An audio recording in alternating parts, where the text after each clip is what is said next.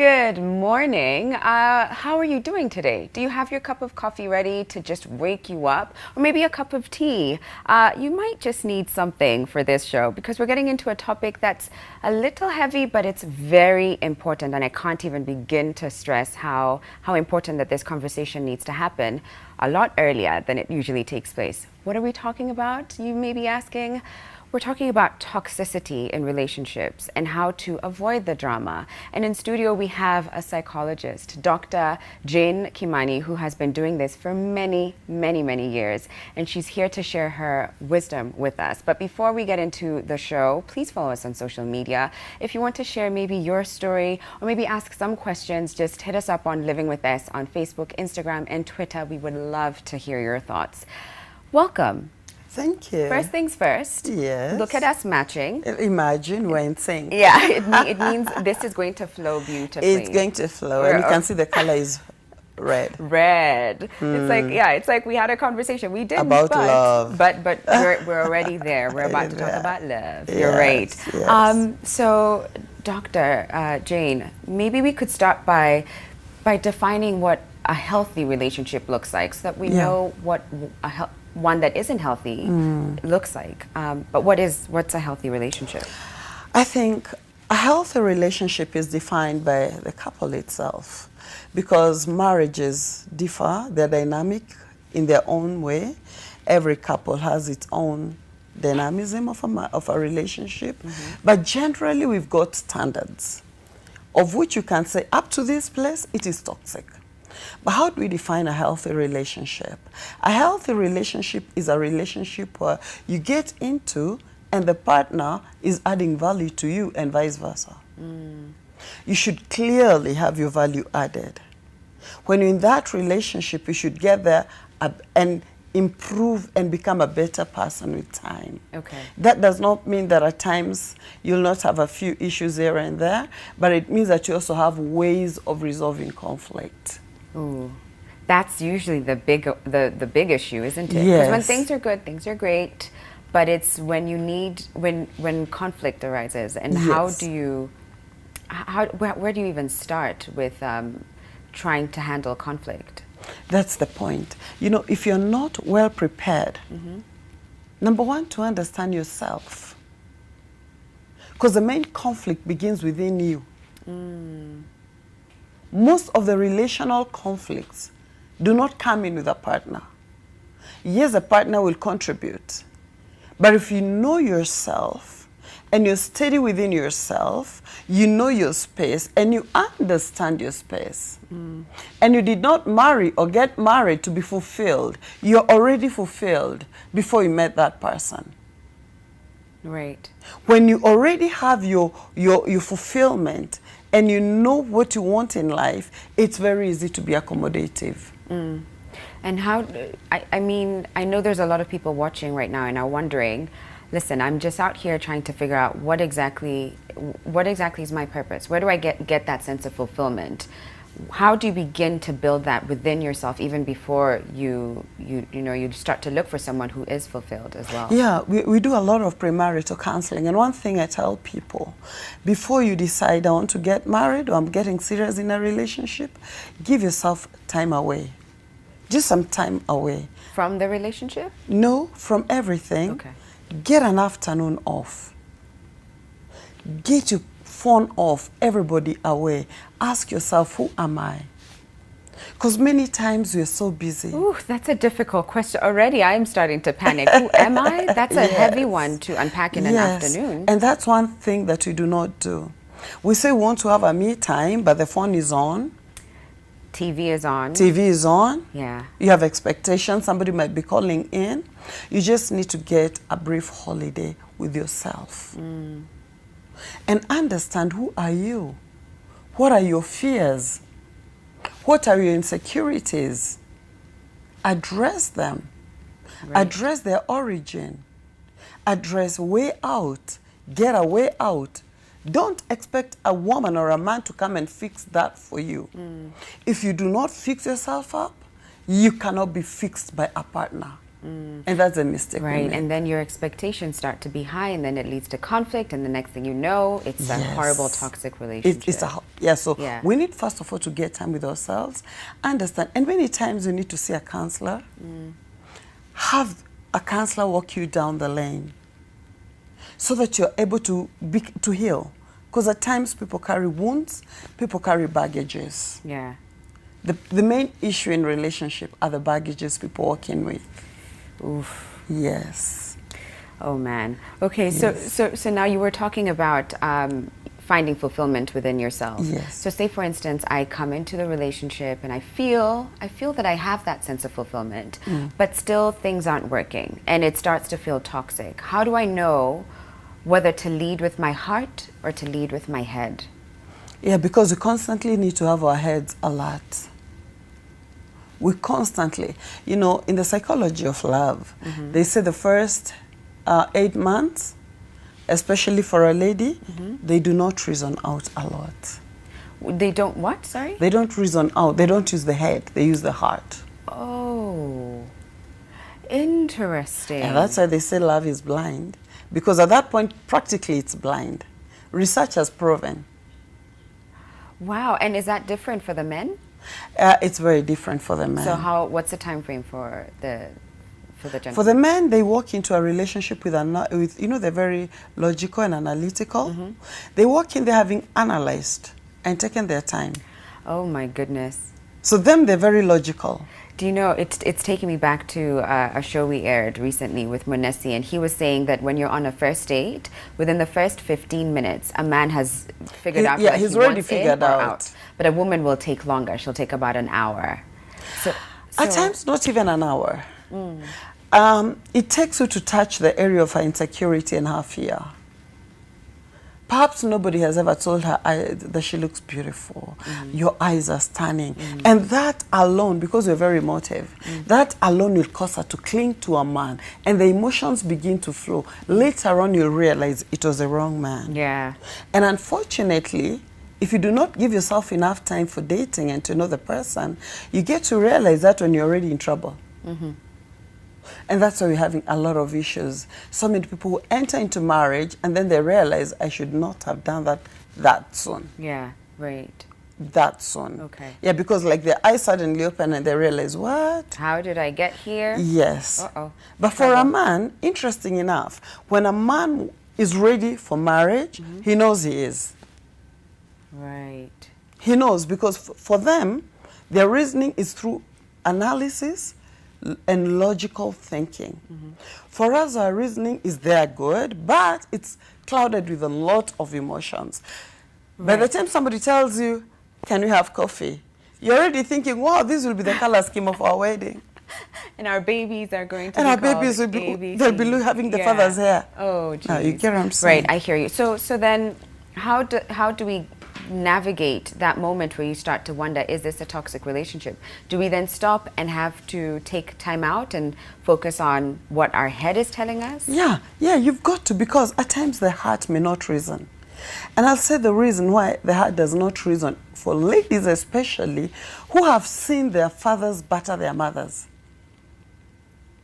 Okay.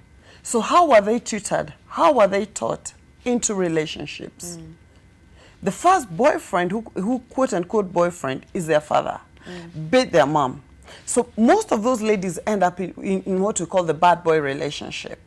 And honestly, they're mistreated. Their heads can tell you. They come for counseling. They say, this man treats me bad. And you tell them it's just a matter of time. It may get worse if he's not ready to change. But she finds herself gravitating towards that. The same kind of towards man. The same kind of a man. So the man the father introduces you, or the surrogate father, or the father figure for those who are single parent. They're still the surrogate father or the father figure. The image of the father that they're introduced to could be an uncle, could be perhaps the grandfather, if they grew up in the village, their grandfather. The way he behaved is the same kind of a man who will attract them. So when I say you've got to stop thinking with your heart, put your head into gear. Okay. Okay, so let's say we do that, okay? Yes. Head's in the right place. Yes. What are some of the traits and the values that make up a healthy relationship? Traits and values, number one, there should be communication. Okay. Open line communication. Ooh, the number of people watching and probably thinking, uh-oh, we haven't spoken in a week. We aren't able to express ourselves in a you know, dignified manner when we argue. That's usually a huge bone of contention. And also humility. After argument, who goes down? Who comes back to say, I'm sorry? Because at times the people still feel, I was wronged, you know? And it's true, if it's in a relationship, communication has to be open. And now, in this generation, you're having a new challenge. Okay. The phone. Right. Because it's also a mode of communication. That's true. So how is it challenging the way because relationships flow? In a big percentage of the relationships, most men or women will say, I like having passwords in my phone. And so you don't talk because you feel like there's a secret communication with somebody else. Ooh, technology. I feel like that's a completely different show on how social media, phones, and technology completely changed. It actually has really killed, because we've been in this a bit before. The phones were with everybody, and now that the phones are available to anybody, the dynamics of communications have changed. Somebody gets into the house, and the only thing they do is to sit and tweet. Sometimes Facebook, that's whatever. true. Sometimes you'll even find that the only way they even communicate their love is on social media. You know, so there's no actual talking. There's no bonding. Yeah, it's there's just no bonding. all online. Yeah, so for a healthy relationship, there has to be a bonding. Okay. Okay. You've got to ensure there is bonding. Yeah. How do you do that? Amidst your busy schedule, amidst everything that you need to do, you need to create time for one another. Okay. Date each other once more. Yeah. I keep telling people, just date her once more. And then see. Make it at least once a week, once a month. Let there be that special moment where the phones are off, it's just the two of you. And when you sit down to talk, don't talk about the children. It's the two of you. Just about the two of you. Yeah, I hear you. Yes. So now we've dealt with healthy relationships. What does a toxic relationship look like? A toxic relationship, number one, has a lot of violence, and it can be verbal. Right, so emotional abuse. It can be emotional abuse. Okay.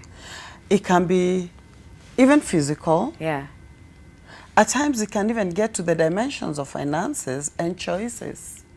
There are people who tell me, you know what, my husband or my wife, especially the husband, told me I've got to stop working and take care of the children. And that was against my grain. So is that a toxic relationship? It is, because you know what? The thing you need to do is to add value, as I said. When you add value to a spouse, you'll find a happier person. Okay. You go home to a happier woman. You go home to a happier man. But if, yes, I'm taking care of the children, and you're not meeting my financial needs, or perhaps I had a dream I needed to pursue, and that's where a lot of pain is coming in.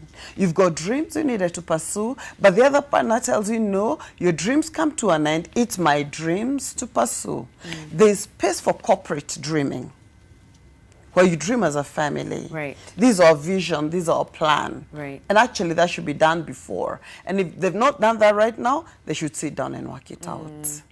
And if you've got the corporate dream, the corporate vision, that will still push you forward. But let everybody pursue their own dream. Do not kill the dream. Yeah. It becomes very toxic when you marry a shopkeeper, and thank God for shopkeepers, and then tells you, I don't want to see in the media again, let's run the shop. Okay. You know, your so heart will not be allowing there. You to flourish. I hear you. So toxicity comes in different forms. I see Very that. many different Violence, forms. emotional abuse. Yes. You know, And stifling choices, someone's. Stifling someone's. Stifling your choices. Yes. Choice. And as well, when it comes to a point where a woman is not appreciated, it gets very toxic. Or man. Or even a man. It goes both ways, because most men will feel, I've worked so hard. You don't appreciate what I bring home. You still compete in your mind with other families, and you never get to a point. And you know, you realize within no time, the provision begins to go down. The joy begins to run down. Same as a woman. Yeah. So appreciation is part of it. I hear you. Relationships can get toxic when in-laws involve themselves in the relationship. Oh, but okay. What is a toxic relationship? What is a healthy relationship? And before the break, we were talking with Dr. Jane Kimani, and she was explaining to us that sometimes the in-laws can play a role in creating that toxicity in your relationship. And how is that so? You know, there's some in-laws who simply will reject you from the word go for several reasons. Because perhaps you married into the wrong family, into the wrong clan, tribe, group, nationality, or perhaps you're not the kind of a person they wanted for their son, or vice versa. Daughter. Yeah. Or their daughter. For some of them, they feel like we needed our daughter married by somebody who is more stable. And I always say, when you've got in-laws, there should be bylaws. Oh. Yes.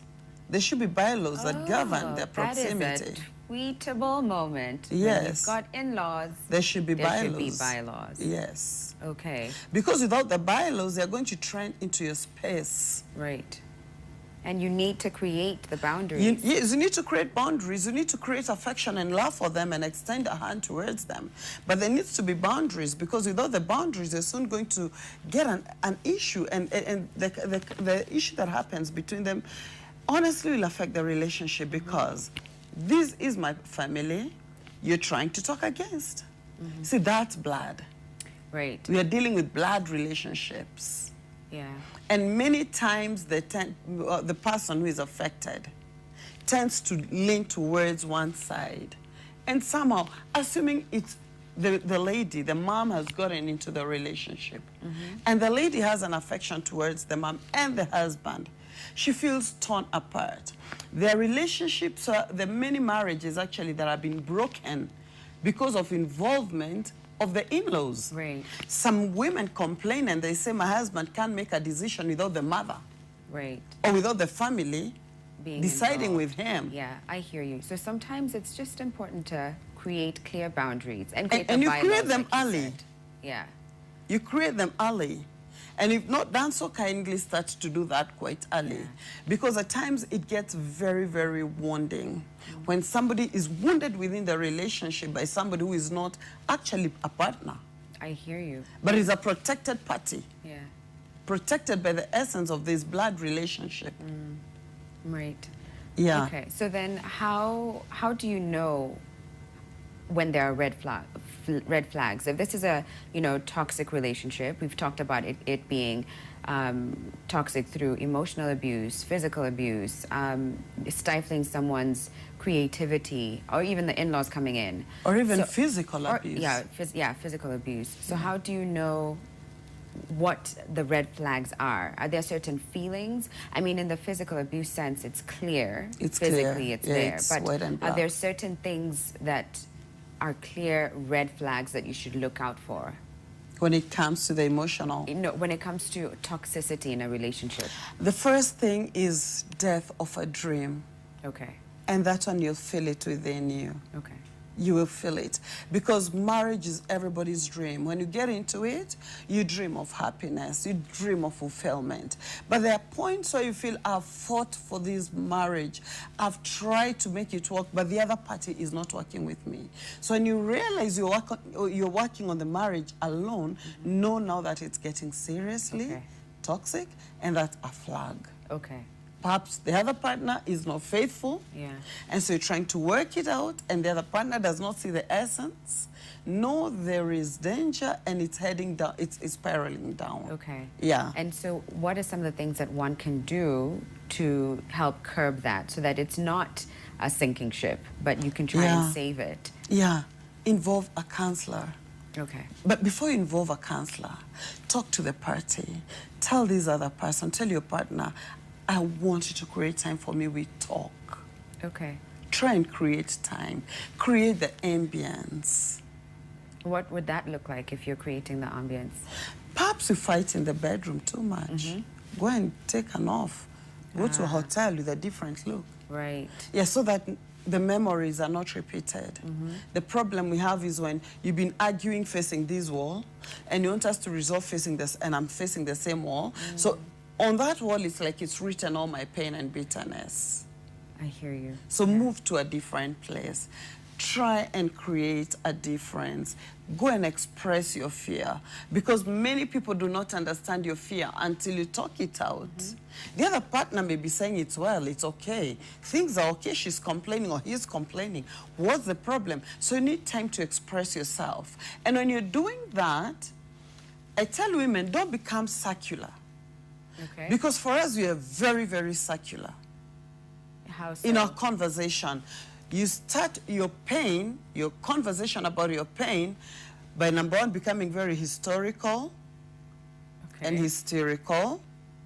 You become both historical and hysterical, because now the memories give you emotions, create a heightened emotions. Men do not connect with emotions that quickly.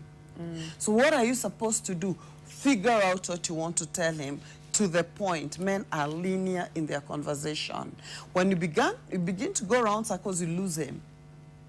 You lose his track. Okay. You remember you did this last time, and when so-and-so was here, as you have photographic memory, so you can even remember what he was wearing. The time you're wearing the particular blue jeans, you know what he's saying? He does not. So you need to get to the point. Okay. Yeah, so our conversation should be very linear. Yeah. Okay, I hear you. And the men should also be ready to listen, because they're poor listeners.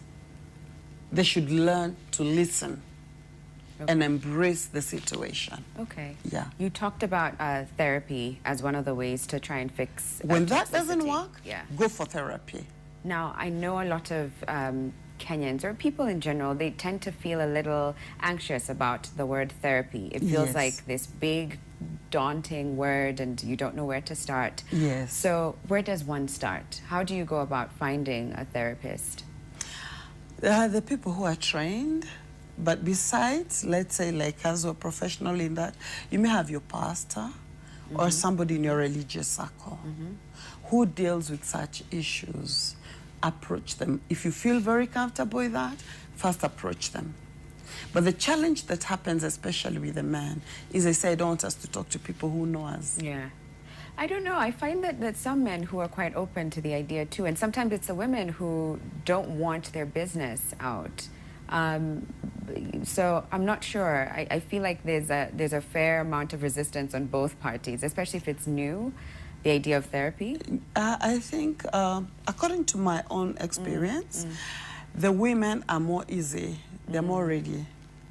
It takes the men a reasoning to understand, why do I need to do this? But when the man finally gets willing, without a doubt, the relationship is resolved. The issues and the conflicts are resolved. Okay. So yeah, therapy is another method of going through that. Okay. Another one is also taking personal breaks at times. What does a personal Yes, break because look there like? are times we'll tell somebody, just take a break. Right, so because is that you go away or? Take a separation for a while. Okay. When it involves infidelity, you don't know whether to forgive or not to forgive. You're getting crazy, you're getting emotional, you're getting violent. At times you tell somebody, take a month off. Okay. Go and think. Seriously, which direction do I want to take? Okay. And when you make up your mind, let's all work on it with a single vision. Okay. Yeah, there are moments when you realize somebody gets almost emotional. I've known of cases where men have known that their wives have been unfaithful and they get so violent. And yes, it is so wrong for them to be unfaithful, but again, the violence does not resolve. So you tell them, separate for at least a month. Calm down, let's have a time with you to heal your emotions. Let's have a time with you to know that you're repentant and ready to walk back into the relationship. So at times also separation will help.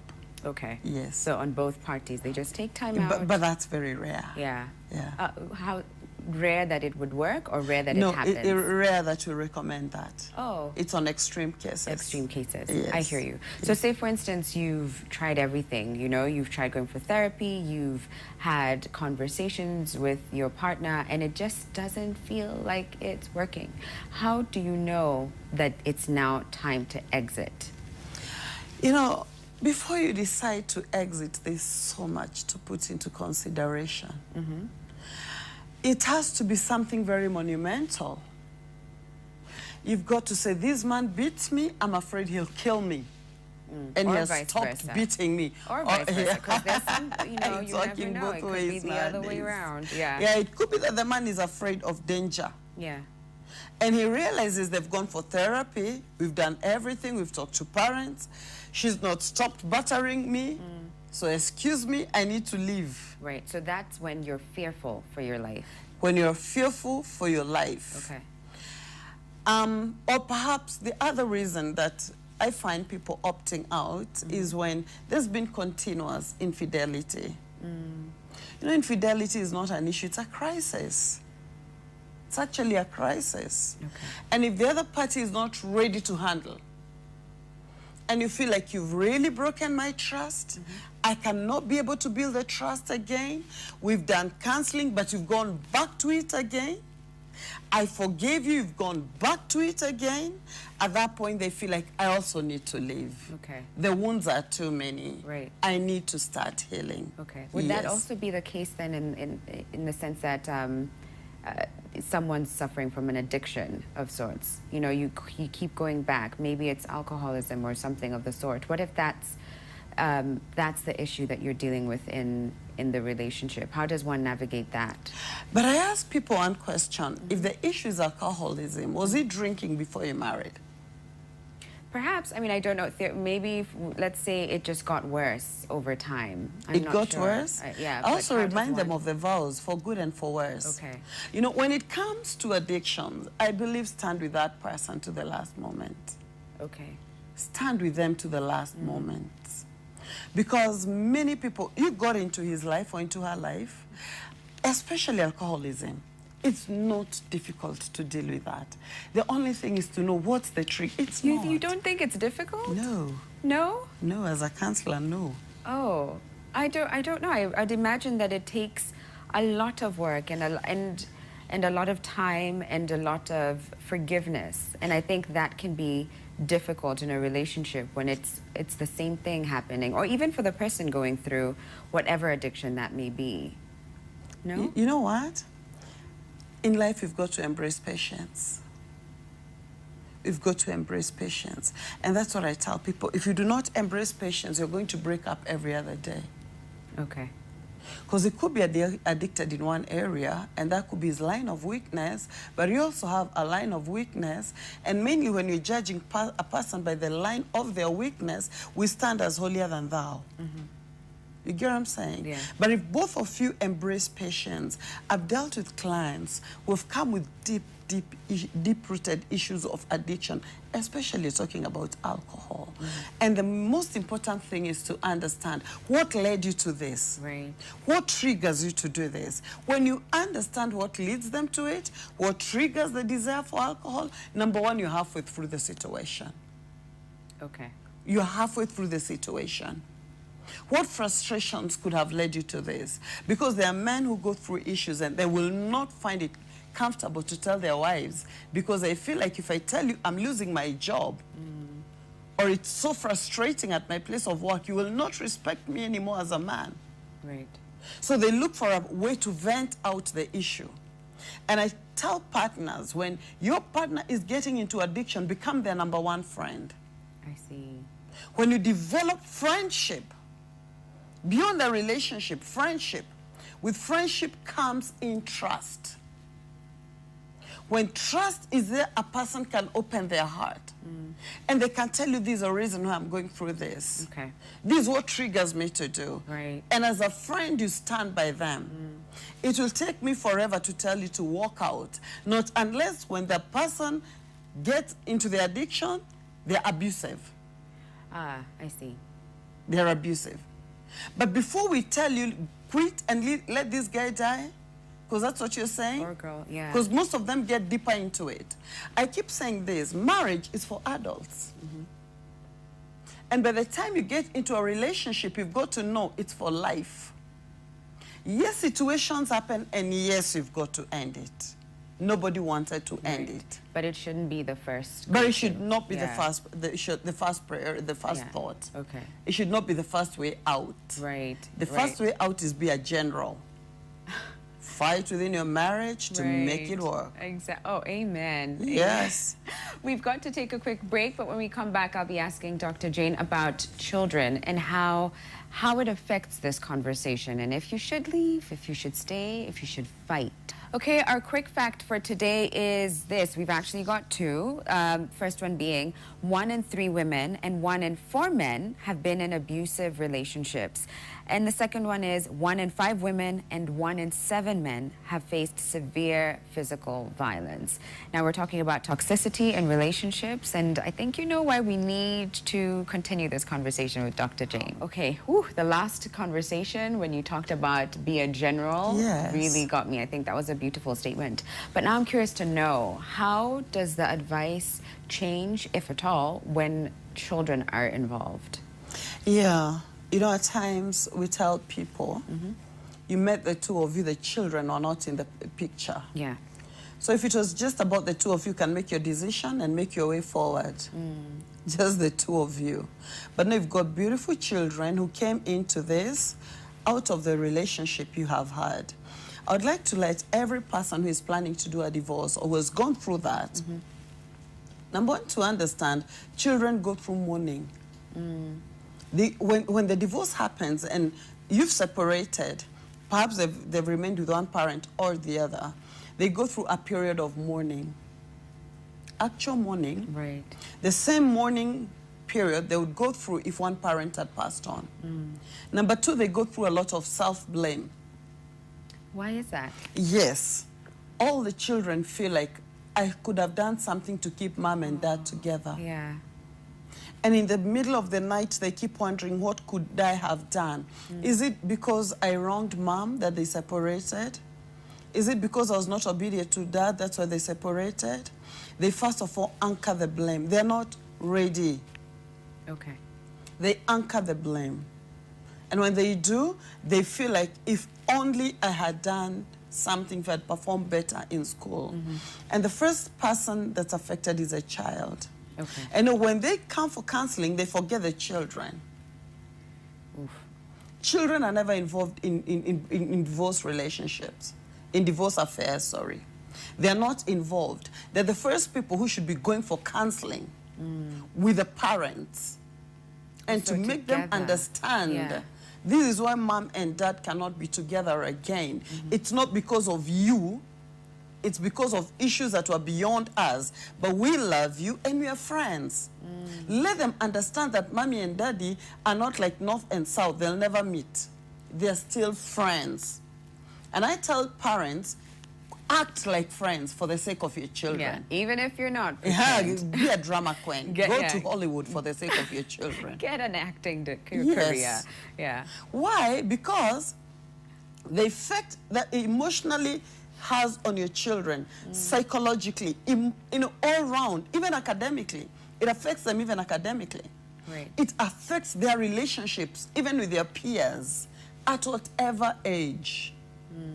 They are afraid now of departure. It gives them insecurity. Okay. And that's why we find most of the children who've gone through that, when they get married, and perhaps they're good men, they're responsible, good job, but very insecure with their wives. Or vice versa. Or vice versa. Yeah. Why? There was a departure that cut off their emotions. And they're afraid of departure. Okay. So counseling or therapy would help curb Counseling that. or therapy will help. Yeah. Number 3, acting as friends. Okay. Act, smile. When in your heart you're feeling like I can eat you. Yeah. But smile at him. Yeah. So that the children live with a beautiful image, that there are things beyond us. It was not about us. They also need reassurance from both parties, constantly.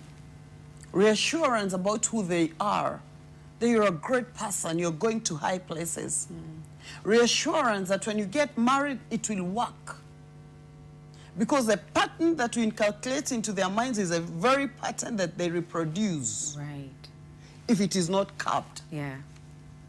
So they need that reassurance from the very people who did that to them. I see. I see.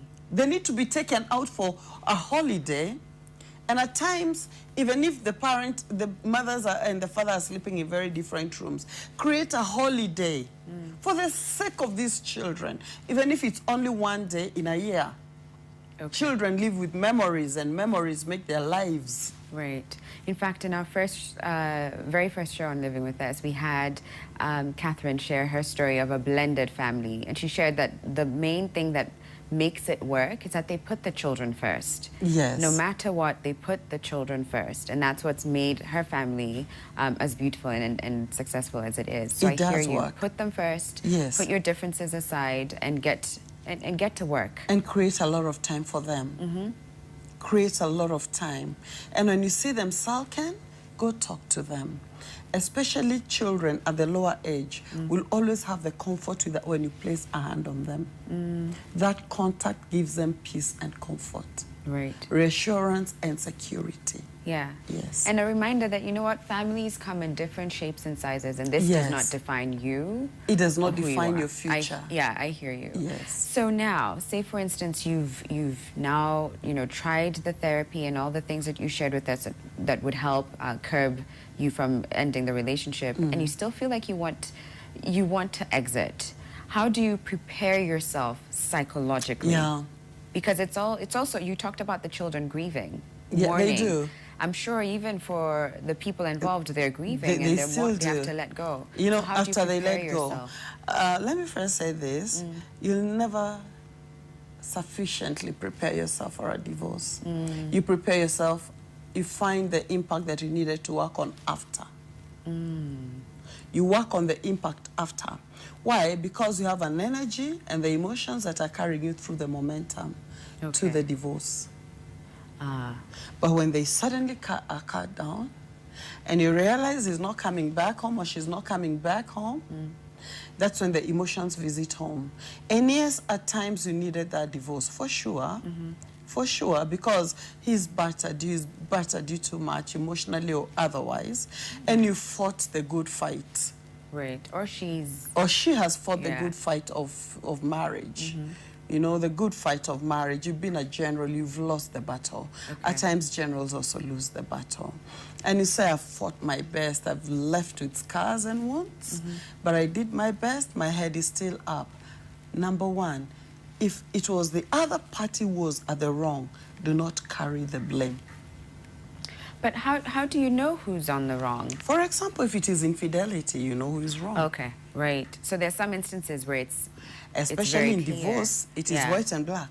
But I don't know. Sometimes it feels like there was something that led to that. There's a psychologist, Dr. Esther Perel, who deals a lot with infidelities in marriage, and she says that it's not really as black and white as he cheated or she cheated, so she's wrong. There's something that it started off maybe 2 years ago or 5 years ago, even before you met, and having to deal with that. So how do you know? Maybe that I still don't think it's right to put blame on the person who was cheated on, but is it really as black and white as he's wrong, she's right?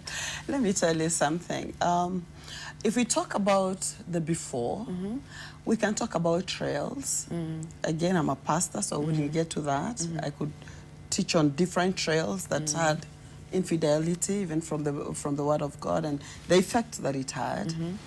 And yes, I agree that people who are taught wrong, because they saw their fathers do it. They saw their uncles do it. And perhaps the person they looked up to as the richest, wealthiest, most respected, most educated, had mpango akando and it was okay. So that's how they were taught. But life is about choice. I say this and I will always say it. No man should ever come to my face and tell me, my woman does not dress as good as she used to. So I saw another one who was dressing better. Hello, you should have added value. Yeah. Those are stories we hear every day. I agree. It's an excuse, or vice versa. If the woman is saying he added weight, or some women say, this girl was making more money. There are basic fundamental reasons why people cheat. Let me be very honest with you. It does not just happen. No, it's a process, but you trigger the process. Okay. Yes, the other person could have been a contributing factor. Yeah, and that's what I was trying to say. It's not to put blame or to say, no, he cheated or she cheated because you did so ABC. You know, if But I we think, if we work on you did this, that's Yeah. why I did this, we are not healing a relationship. Yeah, But assuming divorce is coming, right. and it is here, because we've been talked to, been forgiven, everything has happened, or she's been forgiven and she's not changed, she's still going out with the same excuses, that means she's chosen not to change. Okay. Life is about change. And I tell people, don't keep thinking of, I would have bought her a car, I'd have taken a loan and taken her to Seychelles. No, what you did, if you did your best, you did your best. Look into the future. I tell people, you'll never get an accident if you drive looking at the front. But you try to drive to the future looking at the rear mirror, you'll get enough accidents. And many people are stagnated at the very point of departure. I could have done, I did not do, I did, I didn't do. You need not to get to a point of closure. Right.